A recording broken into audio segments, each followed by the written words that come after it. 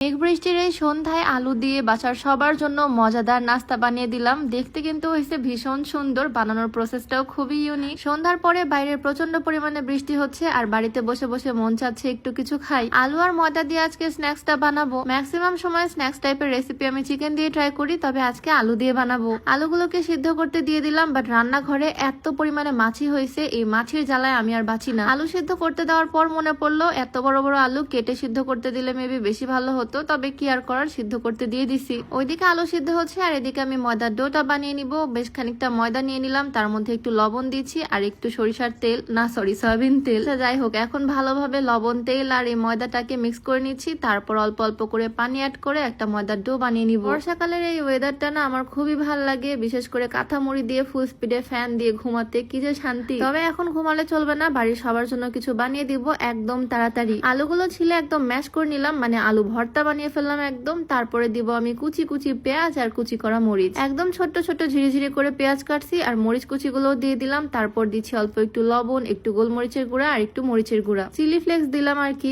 শুকনা মরিচ, গোলমরিচ এই জিনিসগুলো আমি সবসময় গুঁড়া করে রেখে দেই, তাই গুঁড়া করার জন্য আমি নতুন এই ব্লেন্ডারটা নিছি। জিরা, ধনিয়া থেকে শুরু করে সবকিছু এটাতে গুঁড়া করা যাবে। আমি ভিডিও দেখে অর্ডার করছি আর এটা দুইটা লেয়ার আছে। প্রথমে আমি শুকনা মরিচ দিলাম, দেখা যাক কেমন গুঁড়া হয়। আমি চিলি ফ্লেক্স বানিয়ে নিচ্ছি, সুন্দর করে গুঁড়া হয়ে গেল দেখো, খুব অল্প টাইমের মধ্যেই। আর একটু গুঁড়া করলে একদম পাউডার হয়ে যেত, তবে আমি এরকমই রাখলাম। ওপরের এই লেয়ারটাতে সবকিছু পেস্ট করা যায়, আমি পেঁয়াজ পেস্ট করতে দিয়ে দিলাম, মানে 2 in 1 সিস্টেম আর কি, একটা ব্লেন্ডারে দুই কাজ করা যাবে। ব্লেন্ড মোটামুটি ভালোই হয়েছে, তবে গুঁড়া করার জন্য এটা বেস্ট। এটা তোমরা রিস্ট ফেসবুক পেজ থেকে পাবা, পেজটা আমি ডেসক্রিপশনে মেনশন করে দিব। যাই হোক, আলু ভর্তার মধ্যে এদিকে পেঁয়াজ, মরিচ আর গুঁড়া মশলাগুলো সব দিয়ে ভালোভাবে এখন মিক্স করে নিচ্ছি। তেল আমি অ্যাড করিনি। আর এদিকে যে ময়দার ডোটা বানিয়ে রাখছিলাম, এখান থেকে 4 ভাগ করে নিলাম, মানে 4টা রুটি বানাবো। আমাদের বাসায় মেম্বার আমরা অনেকজন, তাই বেশি করেই বানাচ্ছি। তেল দিয়ে ডোটা বানাইছি একদম সফট, সুন্দর করে গোল একটা রুটি বানিয়ে নিছি। তার মধ্যে এখন আলুর ভর্তাটা ভালোভাবে ছড়িয়ে দিচ্ছি, পুরো রুটিতে আলু ভর্তাটা ছড়িয়ে দিচ্ছি আর আরেকটা রুটি দিয়ে এই রুটিটাকে চাপা দিয়ে দিব। সিস্টেমটা খুবই ইউনিক না বলো? এখন ভালোভাবে হাত দিয়ে চেপে চেপে সেট করে নিলাম আর এখন লম্বা লম্বা করে কেটে নিচ্ছি ছুরি দিয়ে। এই স্ন্যাক্স গুলো কিন্তু দেখতে খুবই কিউট হয়। লম্বা লম্বা করে কেটে নেওয়ার পর আমি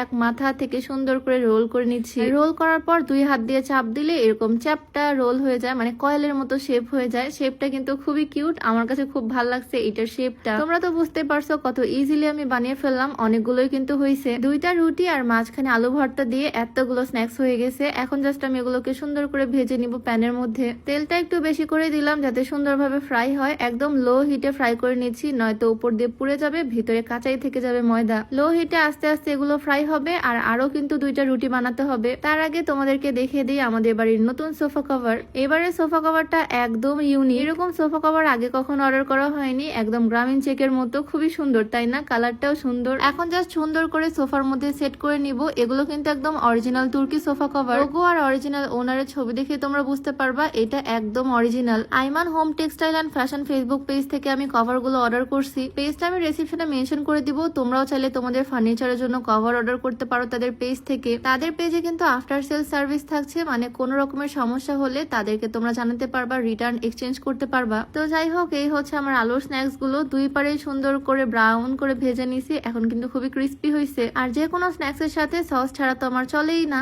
আর ফার্স্ট বানিয়ে আমি আমার হাজবেন্ডের কাছেই দিলাম, দেখি তার রিয়াকশন কেমন হয়। ও তো এই জিনিসগুলো দেখে খুব পছন্দ করছে, মানে জিনিসগুলো কিউট হয়েছে দেখতে। গোল গোল চাকতির মতো একদম এইরকম একটা পটকা পাওয়া যায়, আমরা রোজার ঈদে ফাটাইছিলাম। আর এটা যেহেতু অনেক ক্রিস্পি হয়েছে উপর থেকে আর ভিতরে আলু দেওয়া, খেতেও অনেক মজা। অনেকগুলোই তো বানাইছি, বাট আরো অনেকগুলো বানানোর আছে। ওই যে বললাম বাড়ির সবার জন্যই বানাবো। এইবারও 2টা রুটি সুন্দর করে বেলে নিয়ে একটার মধ্যে একটা, মাঝখানে আলুর পুর সুন্দর করে দিয়ে কেটে কেটে রোল করে বানিয়ে ফেলছি। এইবার আর তোমাদেরকে ডিটেলসে দেখালাম না, সেম প্রসেসে বানিয়ে ভেজে ফেললাম। তোমরাই বলো তো তোমাদের কাছে কেমন লাগতেছে এটা দেখতে। চাইলে কিন্তু ট্রাই করতে পারো। তো আজকের ভিডিও এখানেই শেষ করছি, আবারও দেখা হয়ে যাবে নতুন কোনো ভিডিওতে। সবাইকে আল্লাহ হাফেজ।